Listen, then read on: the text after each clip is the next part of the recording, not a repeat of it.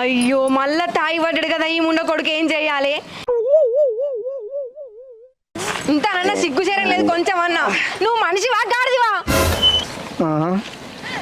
ఎవరు?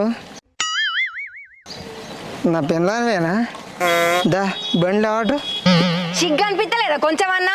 తాగి గిట్ల ఎవరిద్దరితో చెప్పు ఊళ్ళే మంది ముంగట మానం పోతుంది. నువ్వు ఏమట్టి ఏంది మానం పోతుందా? అది ఎన్నడో వాయ్. దా బండి ఆటు. నీకు నీ చెత్త కొంచెం అన్న శరం అనిపిస్తలేదా? పనులు చేస్తాను నన్నే కొడతావే?